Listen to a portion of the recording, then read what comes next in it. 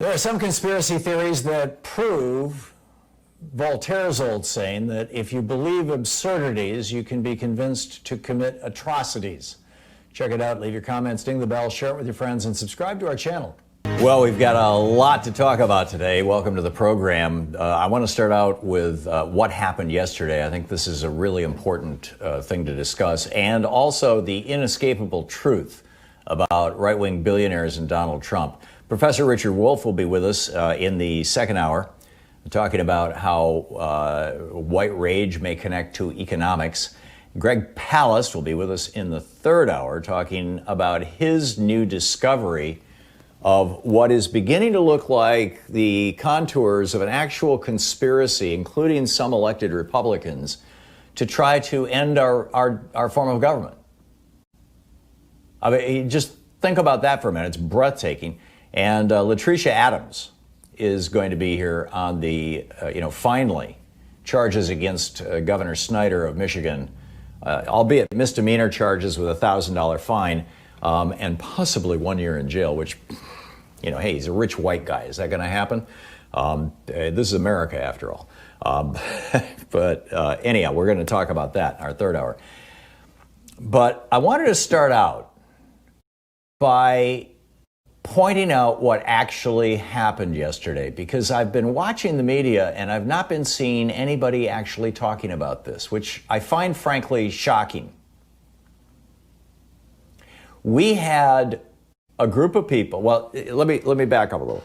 We start out with the big lie. All right, the big lie is that there's voter fraud in the United States. There isn't. There's never been any study ever with any credibility at all in the history of the United States, or at least in the history of my lifetime, that shows that there is any kind of substantial number of people who are illegally voting, who are not citizens, or who are voting twice, or who are voting in the names of people who are dead, things like that.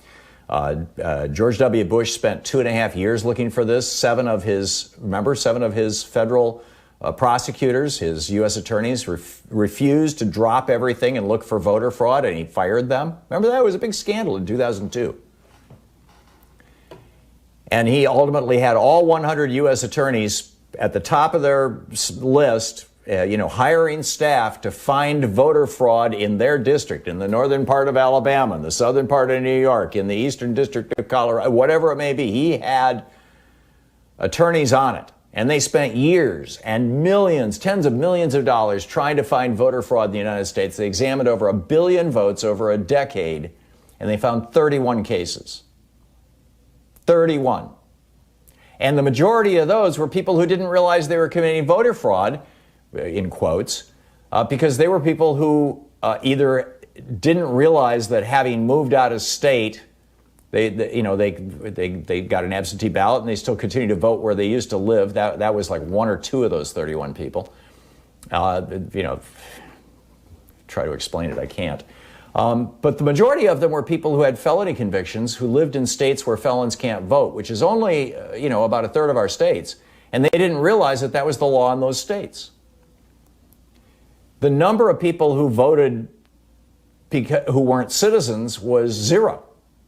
I mean, what person who's in this country illegally is going to show up at a federal, facility or a state-run facility, voting facility, and say, "Hi, I'm here, to vote"? Nobody. So we've got this big lie that the GOP has been pushing for 40 years.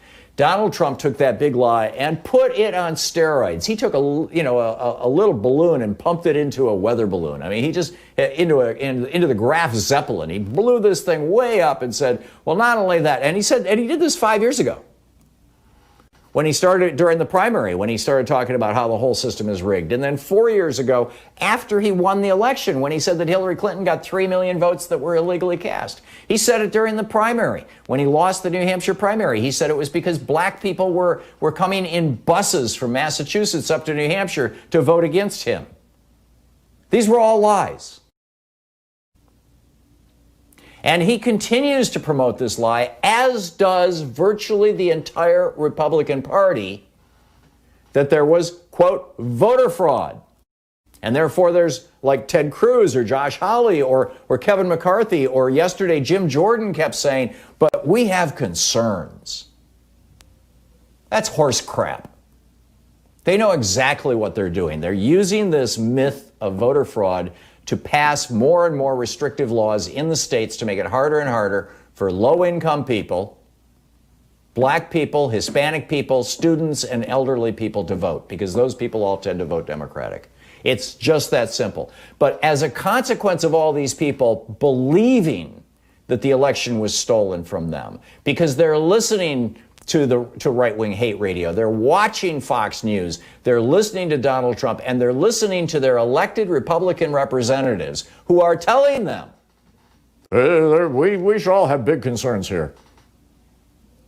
These people stormed the Capitol building literally to kidnap or kill members of Congress.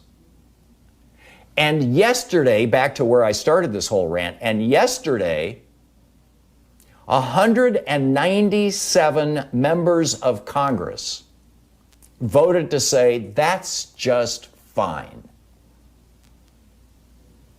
You get that? That's just fine. No problem.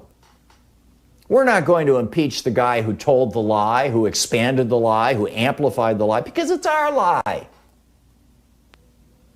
is what these Republicans, these 197 Republicans who voted to acquit or not to impeach Donald Trump yesterday in the House of Representatives. That's what's going on. You know, Voltaire, back in 1765, in a booklet, essentially, that he wrote called Questions sur les miracles. I can't speak French, forgive my terrible pronunciation. But basically, questions about miracles. He said, and this is the English translation, I have the French here, certainement qui est en droit, but my French is so terrible I won't inflict it on you. Anyhow, he said, formerly there were those who said, you believe things that are incomprehensible, inconsistent, impossible, because we have commanded you to believe them. Go then and do what is unjust because we command it. Such people show admirable reasoning. This is Voltaire, the 18th century philosopher. Truly, he continues, whoever can make you believe absurdities can make you commit atrocities. If the God-given understanding of your mind does not resist a demand to do what is impossible, then you will not resist a demand to do wrong to that God-given sense of justice in your heart. As soon as one faculty of your soul has been dominated, other faculties will follow as well. And all this derives, Voltaire said, from those crimes of religion which have overrun the world. But his point, if somebody can make you believe something that's absurd, they can make you commit atrocities. And that's what happened on January 6th, is people who were believing these 197 members of Congress who continue to tell them the election was stolen, showed up at the Capitol and said, okay, that's it, we're taking over. And apparently it was an extensive conspiracy. And as I said, we're going to get into that with Greg Palast in the second hour. But Ayanna Presley's staff, they had put panic buttons throughout, in every office, because you never know. People can walk in, you've got to go through the metal detector, but people can walk in off the street and say, I'd like to speak to my representative or somebody there. And, it could be a crazy person. So they've got panic buttons. Well, as they were moving around chairs and water coolers to try to barricade the doors as the traitors, as the insurrectionists were storming the Capitol, they discovered that all the panic buttons had been removed. I mean, this is nuts. This is insane. I don't know how to describe it beyond that. It's just, it's like, where do you go with that?